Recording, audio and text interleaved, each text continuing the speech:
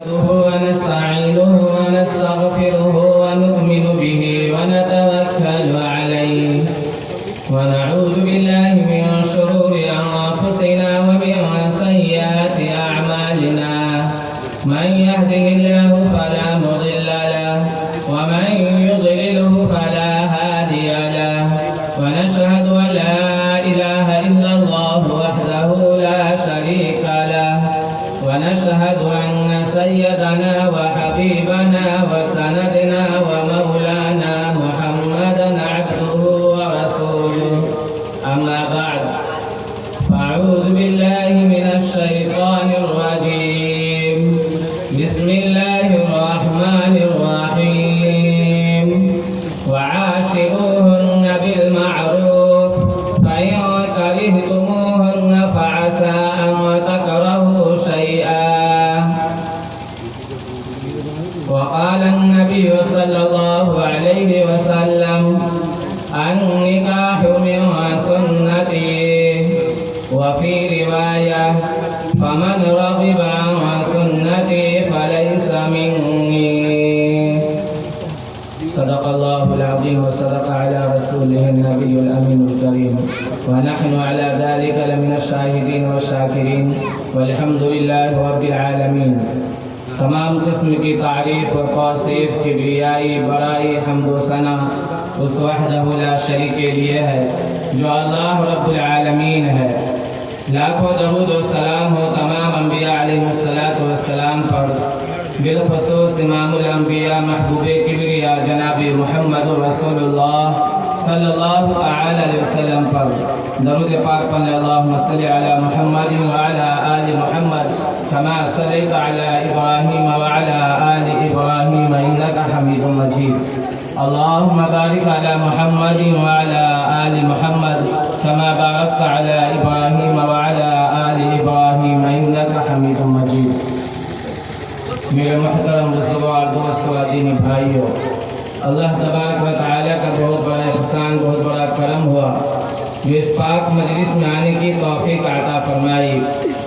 اللہ پاک سے دعا کریں جو جتنی بات جو ہے ہوئی ہے اور جو بات ہونی باقی ہے ان تمام باتوں پہ اوپر اللہ رب العزت ہم تمام لوگوں کو عمل کرنے کی توفیق عطا فرمائے. محترم حضرات اور پردہ نشی ہماری اور ماں بہنیں، میرے ذہن میں ایک بات اکثر آیا کرتی ہے جو ہمارے مرد حضرات کو جو ہے جمعہ کے دن بھی جو ہے کچھ باتیں سنتے رہتے ہیں، لیکن ہماری وہ ماں اور بہنیں جن کو صرف ایک موقع ملتا ہے جو کسی پروگرام میں اللہ اور اس کے رسول صلی اللہ علیہ وسلم کی کچھ باتیں سنی جائے. آپ سبھی حضرات کو معلوم ہے جو جناب محمد خوشی احمد صاحب کے صاحبزادے کی شادی، ان کے ولیمہ اور ان کے نکاح کی وجہ سے یہ پروگرام منعقد کیا گیا ہے. اللہ رب العزت ان کے جائز مقاصد، جائز تمنا، جائز آرزوں کو پوری فرماوے. میں صرف مختصر بات کروں گا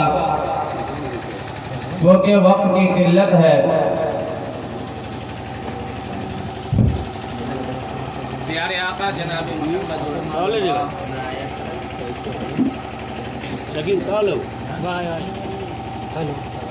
جلدی جلدی چپل چھوڑنا، پہلے دیکھنا. بات کرنی ہے. پیارے آقا جناب محمد رسول اللہ صلی اللہ علیہ وسلم ارشاد فرماتے ہیں النکاح من سنتی، نکاح میری سنت ہے. جس نے نکاح کیا وہ میری سنت کو ادا کیا، اور جس نے نکاح نہ کیا استطاعت رہتے ہوا، طاقت رہتے ہوا اگر وہ نکاح نہ کرے تو پیارے آقا جناب محمد رسول اللہ صلی اللہ علیہ وسلم ارشاد فرماتے ہیں وہ ہم میں سے نہیں ہے. اور پیارے آقا جناب محمد رسول اللہ صلی اللہ تعالی علیہ وسلم نے ارشاد فرمایا سب سے بہترین نکاح وہ نکاح ہے جس میں کم خرچہ ہو، جس میں سادگی ہو، جس کے اندر خرچہ زیادہ نہ ہو۔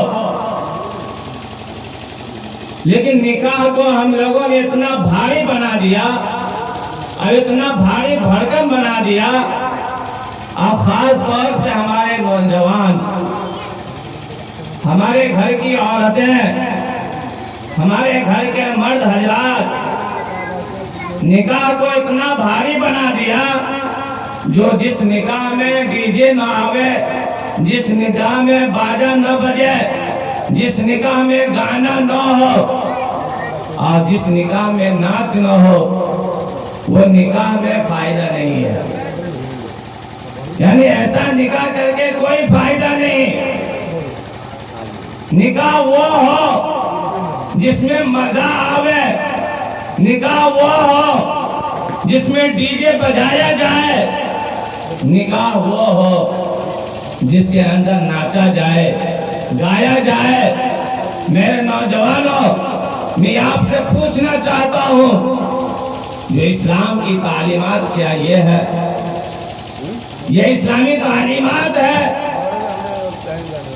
جو تم جس نبی کو مانتے ہو، جس رسول کو مانتے ہو، ان کا فرمان ہے جو تم نکاح ایسا کرو جس کے اندر خرچ کم ہو۔ اور اس کو افسوس کیسے ہو؟ وہ افسوس کیسے کرے گا؟ کیونکہ اپنے جیب سے تو پیسہ خرچ کرتا نہیں ہے، سلامی کے نام پر، نقدی کے نام پر، جہیز کے نام پر آپ لڑکی والوں سے لوٹ کر لاتے ہیں اور یہ سوچتے ہیں جو میں اپنی شادی میں اپنے نکاح میں ڈی جے بجاؤں گا، گاؤں کی جوان بچیاں اس میں شرکت کریں گے اور جوان جو ہے مرد ناچیں گے، یا پھر اس کا الٹا کہہ لیجئے۔ میرے محترم بزرگوں دوستو، پیارے آقا جناب محمد رسول اللہ صلی اللہ تعالی علیہ وسلم نے نکاح کو آسان کیا۔ جو نکاح آسان ہے، ایک تو سب سے بڑی غلطی یہ کرتے ہیں جو ہم اور آپ سلامی لیتے ہیں۔ اگر اوقات ہے، حیثیت ہے، آپ نے اپنے اولاد کو جنا ہے، پیدا کیا ہے، تو آپ اپنے جیب سے خرچ کیجئے، آپ اپنے جیب سے خرچ کر کے اپنے لڑکے کو دلہا بنا کر کے آپ نکاح خانی کروائیے، نکاح پڑھوائیے۔ لڑکے کے بدن کے اوپر جو کپڑا ہوتا ہے، خدا کی قسم وہ بھی سسرال والوں کا ہوتا ہے۔ ان کے پاؤں کے جو ہے پہنے ہوئے جو جوتے ہوتے ہیں وہ بھی سسرال والوں کے ہوتے ہیں۔ جو رومال ہوتا ہے، جو تولیہ ہوتا ہے، آپ کو تو وہ بھی توفیق نہیں ملتی جو میں اپنے اولاد کو اپنی جیب سے اپنا کمایا ہوا حلال کمائی کا جو ہے، حلال کمائی کے پیسے کا جو ہے میں بندوبست کر کے، انتظام کر کے میں اپنے لڑکے کی شادی رچاؤں گا۔ میرے محترم بزرگوار دوستو، مجھے بڑا افسوس ہوتا ہے۔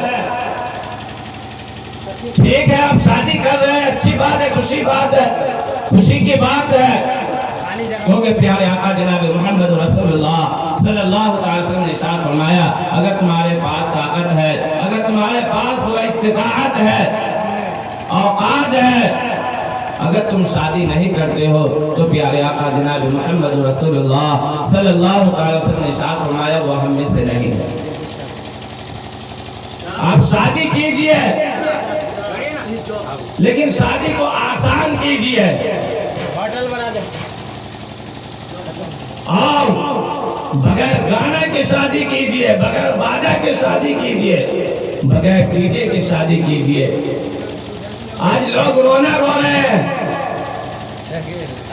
جو میں نے شادی کر لیا، میری شادی ہو گئی، لیکن جو ہے برکت ختم ہو گیا ہے، بے برکتی آ گئی ہے، رحمت کا نام و نشان نہیں ہے، برکت کا نام و نشان نہیں ہے۔ آپ نے سنت کو چھوڑا ہے، آپ نے اللہ کے حکم کو توڑا ہے، آپ جو ہے اللہ کی نافرمانی کی ہے۔ آپ کے گھر میں برکت کیسے آئے گی؟ آپ کے گھر میں رحمت کیسے آئے گی؟ پیارے آقا جناب محمد رسول اللہ صلی اللہ تعالی وسلم ارشاد فرماتے ہیں وَعَاشِرُوهُنَّ بِالْمَعْرُوفِ، جو تم اپنی بیوی کا حسن سلوک کرو، بیوی کے ساتھ اچھا برتاؤ کرو۔ شادی کر لیتے ہیں، ڈی جے کے ساتھ ہو، گانے کے ساتھ ہو، بجانے کے ساتھ ہو، لیکن ساری زندگی جو ہے جہنم بن جاتی ہے۔ بیوی شوہر سے خوش نہیں، شوہر بیوی سے خوش نہیں۔ شوہر بیوی کو دیکھے تو اپنا چہرہ کو پھیر لے، اور بیوی شوہر کو دیکھے تو بیوی اپنے چہرے کو پھیر لے۔ میرے محترم بزرگوں دوستو، پیارے آقا نے فرمایا جب تم شادی کرتے ہو، جب تمہاری بیوی تمہارے گھر آتی ہے تو تم اس کے ساتھ اچھا برتاؤ کرو۔ یہ شوہر کا حق ہے بیوی کے اوپر، جو اپنے بیویوں کے ساتھ اچھا برتاؤ کرے، اس کا دیکھ بھال کرے۔ حضرت معاویہ رضی اللہ تعالیٰ عنہ ارشاد فرماتے ہیں، جو ایک مرتبہ پیارے آقا سے فرمایا جو ہماری بیوی کا ہمارے اوپر کیا حق ہے، ہمارے بیوی کا ہمارے اوپر کیا حق ہے، تو پیارے آقا جناب محمد رسول اللہ صلی اللہ علیہ وسلم نے ارشاد فرمایا جب تم کھانا کھاؤ تو اسے بھی کھلاؤ، جب تم کپڑا پہنو تو اسے بھی پلاؤ، یعنی اسے بھی پہناؤ، اور اسے برا مت کہو، اور اس کے چہرے پر مت مارو۔ یہاں تک کہ اللہ تبارک تعالیٰ نے ارشاد فرمایا وَاللَّاتِي تَخَافُونَ نُشُوزَهُنَّ فَعِظُوهُنَّ، جو اگر تمہاری بیوی اور تمہارے درمیان ناراضگی ہو جائے، تم ناراض ہو جاؤ، چاہے تمہاری بیوی ناراض ہو جائے، تم سے خفا ہو جائے، تو پیارے آقا نے فرمایا تم اس کو برا بھلا مت کہو، بلکہ تمہارے پاس تین آپشن ہے، تمہارے پاس تین راستہ ہے۔ پہلا راستہ تو یہ ہے جو اگر تم ناراض ہو یا تمہاری بیوی ناراض ہے یا تم کو جو ہے بیوی کے بارے میں کوئی شک و گمان ہے یا بدگمانی ہو گئی ہے یا برا خیال آ گیا ہے جو میری بیوی ایسی ہے میری بیوی ویسی ہے، تو پیارے آقا جناب محمد رسول اللہ صلی اللہ تعالی وسلم کے رب نے فرمایا وَاللَّاتِي تَخَافُونَ نُشُوزَهُنَّ فَعِظُوهُنَّ وَاهْجُرُوهُنَّ فِي الْمَضَاجِعِ، جو تمہارے پاس تین راستہ ہے۔ پہلا راستہ یہ ہے کہ تم بیوی کو سمجھاؤ، بیوی کو نرم آواز میں اس کو سمجھاؤ، اور جب وہ سمجھانے سے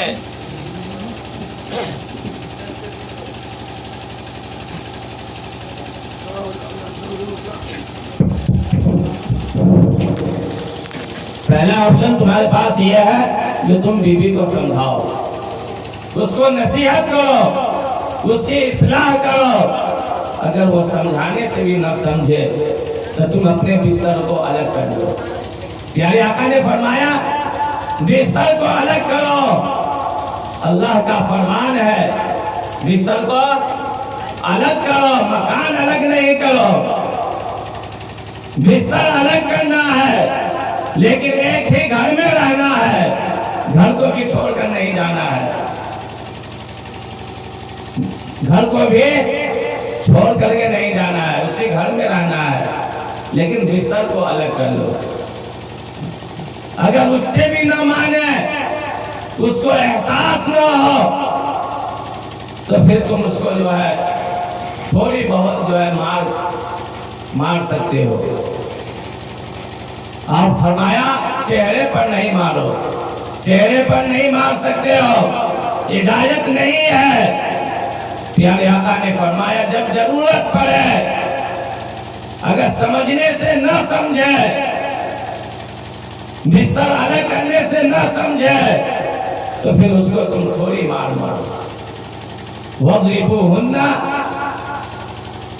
تھوڑی مار سکتے ہو، جس سے داغ نہیں آئے، جس سے کوئی نشان نہیں پڑے.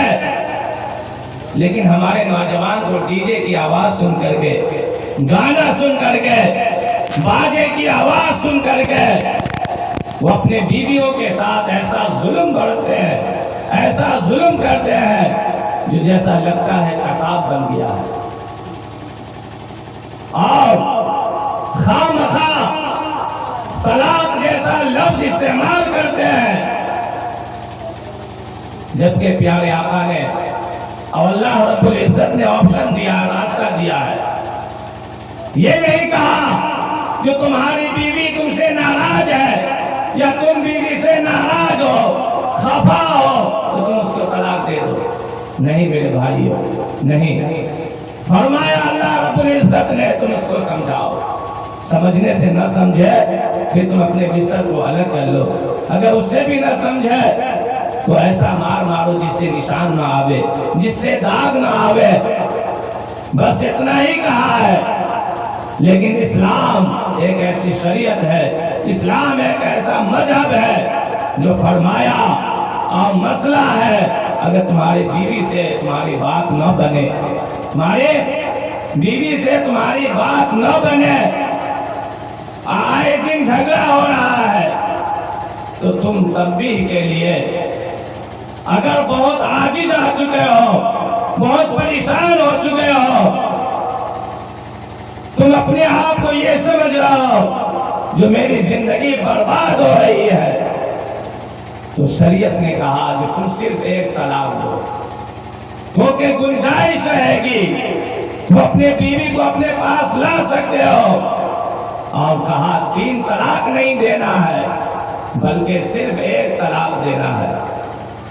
اور 3 مہینے جدائی کے بعد، عزت گزارنے کے بعد پھر جو ہے تم اپنے پاس اس کو لے آؤ، اپنے پاس اس کو لے آؤ، اپنے پاس رکھو.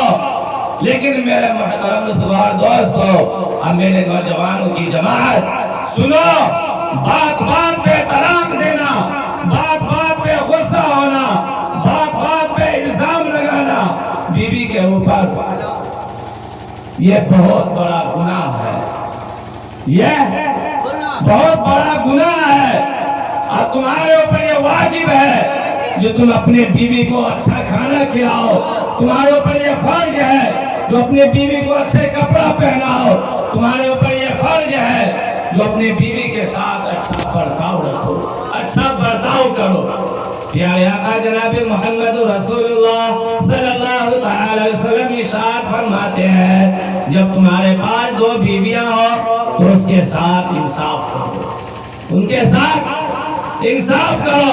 اگر تمہارے پاس طاقت ہے، اگر تمہارے پاس پاور ہے، اگر تمہارے پاس استطاعت ہے تو تم 2 کیا 3 کیا 4 شادی کر سکتے ہو، لیکن چاروں کے ساتھ برابر انصاف کرنا ہوگا. پیارے آقا نے فرمایا اگر تم انصاف نہیں کرتے ہو تو کل قیامت کے دن اللہ رب العزت تمہارے پورے جسموں پہ فالج مار کر کے، جس کو لقوہ بولتے ہیں، پورے جسم کو مار دیا جائے گا اور لقوے کی شکل میں، فالج کی شکل میں اس شخص کو اٹھایا جائے گا. پیارے آقا نے فرمایا تم شادی کر سکتے ہو لیکن انصاف کرو. دونوں بیویوں کے درمیان اچھا انصاف ہونا چاہیے. جو حق تم اس کو ادا کر رہے ہو وہی حق تم اس کو ادا کرنا ہے. اور اگر بیوی خفا ہو جائے، بیوی ناراض ہو جائے تو تمہارے اوپر یہ واجب ہے، تمہارے اوپر یہ فرض ہے کہ تم اپنے بیوی کو مناؤ، اپنے बीवी को मनाओ। क्यों? हमारे आका जनाब मोहम्मद रसूलुल्लाह सल्लल्लाहु अलैहि वसल्लम जब उनकी बीवी नाराज हो जाती थी तो वो सरकार दो आलम सल्लल्लाहु अलैहि वसल्लम जो दोनों जहां के रहमतुल लिल आलमीन है, दोनों जहां के सरकार हैं, दोनों जहां के सरदार हैं, आगे बढ़ते हैं और अपनी बीवी को मनाते हैं। मशहूर वाकया है, हज़रत आयशा सिद्दीक़ा रज़ियल्लाहु तआला अन्हा नाराज है, प्यारे आका जनाब मोहम्मद रसूलुल्लाह सल्लल्लाहु अलैहि वसल्लम के पास कुछ खजूरें आती है। प्यारे आका जनाब मोहम्मद रसूलुल्लाह सल्लल्लाहु अलैहि वसल्लम को भूख लगी है, लेकिन ये गवारा नहीं कर रहे हैं जो मेरी बीवी मेरे पास बैठी हो, अब मैं खाने का एक लुकमा या आधा लुकमा अपने मुंह के अंदर डाल लूं।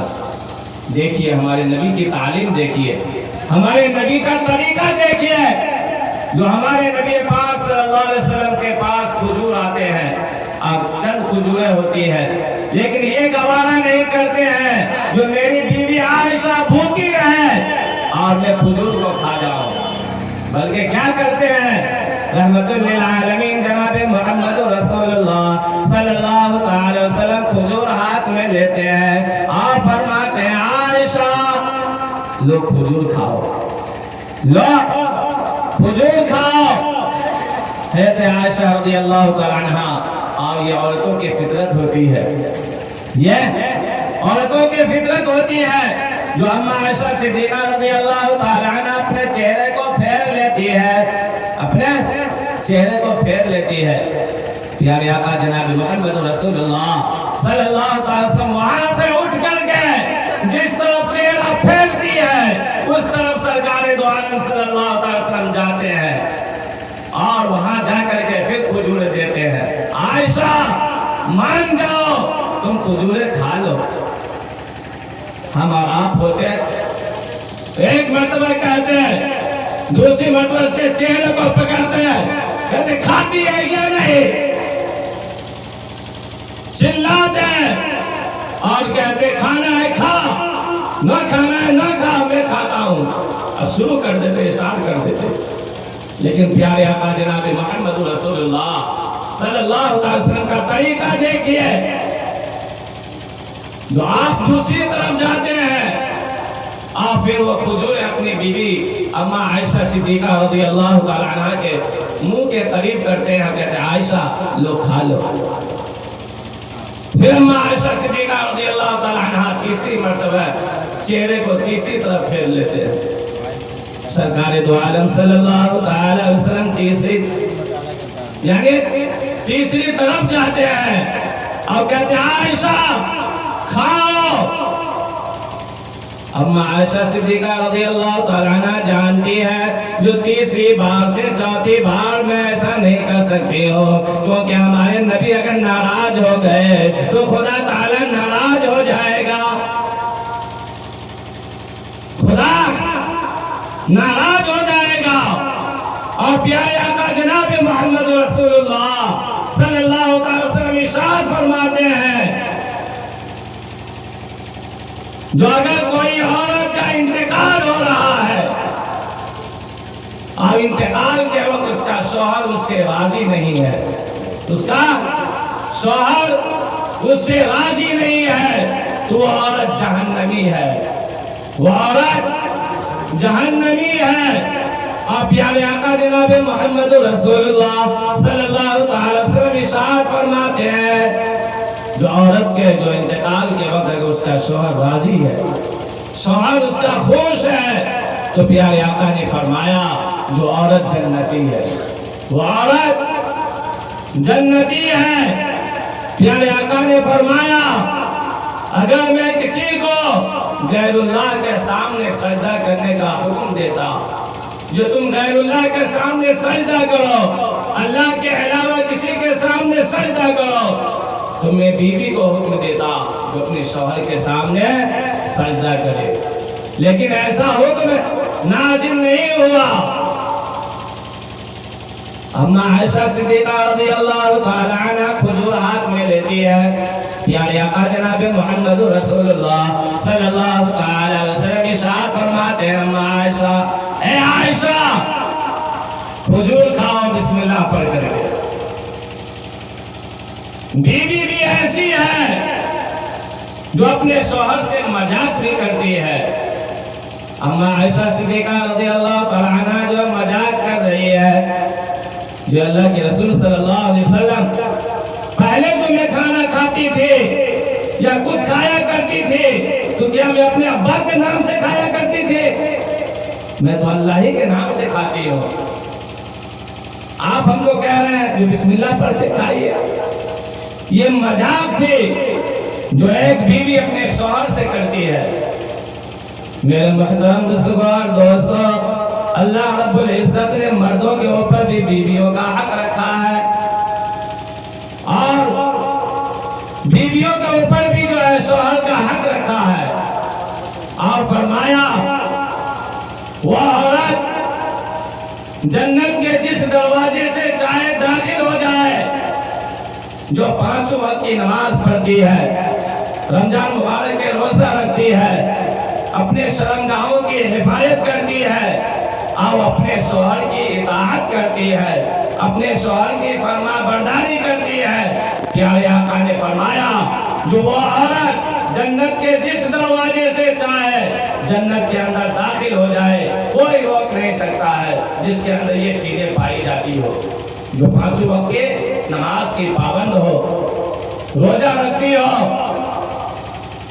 اور شرمگاہوں کی حفاظت کرتی ہو، اپنے شوہر کی اطاعت کرتی ہو، اپنے شوہر کے حکم کو مانتی ہو، اپنے شوہر کی فرما برداری کرتی ہو. پیارے آقا جناب محمد رسول اللہ صلی اللہ علیہ وسلم نے ارشاد فرمایا جو ہے عورتوں کی جماعت ہے، عورتوں کی جماعت، تم صدقہ و خیرات زیادہ کرو، تم صدقہ و خیرات زیادہ کرو، کیونکہ میں نے جہنم میں دیکھا ہے عورتوں کی تعداد زیادہ ہے. میں نے جہنم میں دیکھا ہے جو وہاں زیادہ عورتیں جہنم میں ہیں. عورتوں کی جماعت نے کہا جو اللہ کے نبی صلی اللہ علیہ وسلم اب بس بات ختم کر دیجئے، مجھے صرف اتنا بتا دیجئے جو عورتیں جہنم میں زیادہ کیوں جائیں گی اور جہنم میں زیادہ کیوں ہے. پیارے آقا جناب محمد رسول اللہ صلی اللہ علیہ وسلم ارشاد فرماتے ہیں جو تم لوگ لعن و طعن زیادہ کرتی ہو، تم لوگ ایک دوسرے کی برائی زیادہ کرتی ہو، بات بات پہ طعنہ دیتی ہو، بات بات پہ لعن و طعن کرتی ہو اور اپنے شوہر کی نافرمانی کرتی ہو.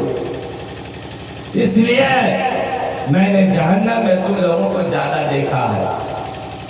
تو میرے محترم بزرگوار دوستو، ہم مسلمان ہیں، آج حکومتیں ہمارے اوپر چڑھی ہوئی ہے، ایک نیا قانون یونیفارم سیول کوڈ لایا جا رہا ہے. اب آپ کو معلوم ہونا چاہیے جو یہ سیول کوڈ یونیفارم کیا ہے، یہ یکساں قانون ہے جو ایک ہی قانون رہے گا، ایک ہی قانون نافذ کی جائے گی. اسی قانون کے اوپر ہندو بھائی بھی عمل کریں گے، سکھ بھی کرے گا، عیسائی بھی کرے گا، یہودی بھی کرے گا اور مسلمانوں کو بھی کرنا پڑے گا، مسلمانوں کو بھی کرنا پڑے گا، کیونکہ مسلمانوں نے اپنے دلوں سے ایمان نکال رہا ہے. مسلمان خود جو ہے غلطیاں کر رہا ہے، مسلمان خود اپنے آپ کو مسلمان نہیں بن رہا ہے بلکہ غیروں کا طریقہ اپنا رہا ہے.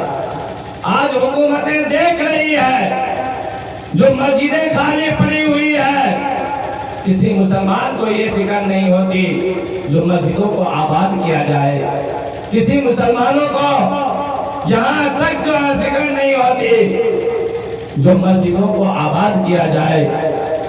ہم شادی کر رہے ہیں مسلمان لیکن غیروں کے طریقے پر کر رہے ہیں. ہمارا جو قانون ہے، ہماری جو شریعت ہے، ہمارا جو رب کا حکم ہے، ہمارے نبی کا جو فرمان ہے، اس کو چھوڑ کر کے غیروں کے طریقے پر ہم شادی بیاہ کر رہے ہیں۔ حکومتیں دیکھ رہی ہے، جو مسلمان مسجدوں کو جانا چھوڑ دیا ہے، مسلمان شادیوں میں نبی کے فرمان کو چھوڑ دیا ہے، اللہ کے احکام کو چھوڑ دیا ہے، اور بھی جو ہے جتنی بھی چیزیں ہیں، تمام چیزوں میں مسلمان جو ہے دور ہوتے جا رہے ہیں، قرآن کے اوپر عمل نہیں کر رہے ہیں، شریعت کے اوپر عمل نہیں ہو رہا ہے۔ انہوں نے لا کر کے کھڑا کر دیا یونیفارم سول کوڈ۔ جو حکومت جو قانون نافذ کرے گی مسلمانوں کو ماننا پڑے گا، کیونکہ مسلمانوں نے غلطی کر چکا ہے۔ اپنے آپ کو مسلمان کہنے والوں، اپنے آپ کو مسلمان کا دعویٰ کرنے والوں، اپنی شادیوں میں بڑا ناچ کرتے ہو، نچواؤ، گانا بجواؤ، ڈی جے بجواؤ، حکومتیں دیکھ رہی ہے، اور وہ تو قانون لا دیا ہے، قانون لا دیا جو ایک ہی قانون رہے گا۔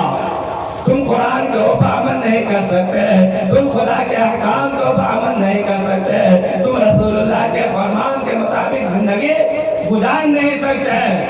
جو سرکار چاہے گی وہی حکومت جو ہے نافذ کرے گی، وہی قانون نافذ ہوگا، اسی کے اوپر عمل کرنا ہوگا، کیونکہ ہم نے دلوں سے اسلام کو نکال دیا ہے، ہم نے دلوں سے شریعت کو نکال پھینکا ہے، ہم نے قرآن کا مذاق اڑایا ہے، ہم نے شریعت کا مذاق اڑایا ہے۔ آج سرکار ہمیں مجبور کرے گی، جو ہے مسلمانوں، جس مسجدوں کو تم جاتے ہو، آج جانا پسند نہیں کرتے ہو، کچھ تو جاتے ہو، کچھ گھر میں رہ جاتے ہو، خوشیاں منانے میں لگ جاتے ہو، تمہارا رب نے تو یہ احکام کیا تھا، جو حی علی الصلاۃ حی علی الفلاح، جو جب حی علی الصلاۃ کی آواز آئے تو تم نماز کی طرف دوڑو، تم مسجدوں کی طرف دوڑو، لیکن تم نے اس کو چھوڑ دیا ہے۔ آج یہ قانون لا کر کے، یکساں قانون لا کر کے تمہارے اوپر جو ہے رکھ دیا گیا ہے، جو تمہیں ایک قانون کے اوپر تم کو چلنا پڑے گا۔ بجاؤ جتنا بجانا ہے، ڈیجے اپنے شادیوں میں۔ میرے محترم بزرگوار دوستو، وقت کی قلت آمنگیر ہے، اس لیے میں اپنی بات کو ختم کرنا چاہتا ہوں۔ اللہ رب العزت سے دعا ہے، جو اللہ رب العزت ہم تمام لوگوں کو ان تمام باتوں کے اوپر عمل کرنے کی توفیق عطا فرماوے، 5 جگہ نماز باجماعت پڑھنے کی توفیق عطا فرماوے۔ آج جن لوگوں نے اس محفل کو سجایا ہے، بسایا ہے، اللہ رب العزت ان کے جائز مقاصد، جائز تمنا، جائز آرزو پوری فرماوے۔ اور نوجوانوں سے اور اس گاؤں والوں سے میری ایک درخواست ہے، جو جس مدرسے میں ہم لوگ بیٹھے ہوئے ہیں، یہ مدرسہ کا خستہ حالت ہو چکا ہے۔ ہمارے بچے برسات میں محفوظ نہیں رہتے ہیں، ہمارے بچے دھوپ میں محفوظ نہیں رہتے ہیں۔ بچے تعلیم حاصل کرنے کے لیے آتے ہیں، دینی تعلیم جو ہے حاصل کرتے ہیں، لیکن ادھر سے دھوپ آتی ہے، چاروں طرف سے بارشیں آتی ہے، اس کی پرواہ کون کرے گا؟ یہ ذمہ داری ہمارے اوپر ہے۔ ہمارے نوجوان جو میری باتوں کو سن رہے ہیں، خدا کے واسطے آپ ان باتوں کے اوپر دھیان دیں، ان باتوں کو جو ہے دل کی گہرائیوں سے دیکھیں۔ آپ مدرسے کے اندر جو کمی پائی جا رہی ہے، مدرسے کے اندر جو کمی ہے، سارے نوجوان مل کر کے اس کمی کو پورا کریں، آپ مدرسے کی جو ہے مرمت کرواویں۔ اللہ رب العزت ہمیں اور کہنے سننے عمل صالح کی توفیق نصیب فرماوے۔ وما علینا الا البلاغ۔